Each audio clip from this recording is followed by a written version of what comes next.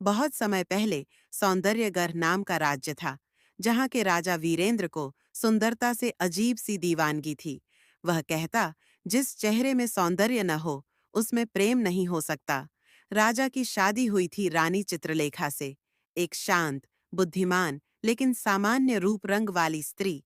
ये विवाह एक भविष्यवाणी के कारण हुआ था, जिसमें कहा गया था कि सिर्फ चित्रलेखा ही राजा के राज्य को विनाश से बचा सकती है।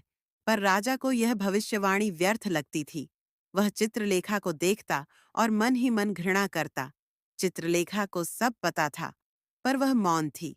हर रात वह महल के पुराने जादुई शीश महल में जाकर प्रार्थना करती, मुझे उसका प्रेम नहीं चाहिए, बस एक बार वो मेरी आत्मा देखे। एक दिन जब वह शीशे के सामने खड़ी थी, एक आईने में से एक रहस्यमयी औरत बाहर निकली। उसके चेहरे पर चित्रलेखा जैसा ही चेहरा था, लेकिन अद्भुत सुंदरता से चमकता हुआ।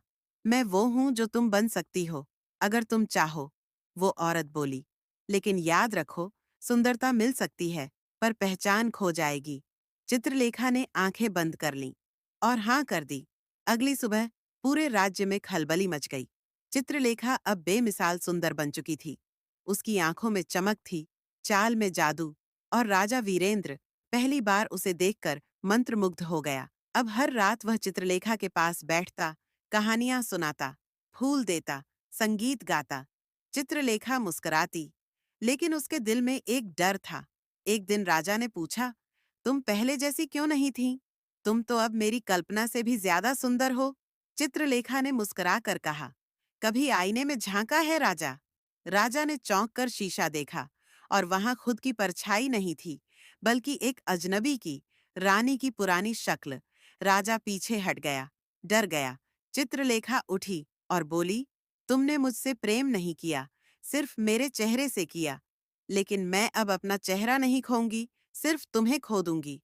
जैसे ही उसने आईने की तरफ देखा, वो सुंदर चित्रलेखा फिर से आईने में चली गई, और वही साधारण चित्रलेखा बाहर आ गई। राजा घुटनों पर गिर पड़ा। अब समझ आया, मैंने जिसे खोया वो असली सौंदर्य था, लेकिन बहुत देर हो चुकी थी। रानी ने राज्य त्याग दिया। कहते हैं वो आज भी जंगल के एक पुराने मंदिर में रहती है, जहां जो भी आईने में देखता है, उसे अपनी असली सूरत दिखाई देती है।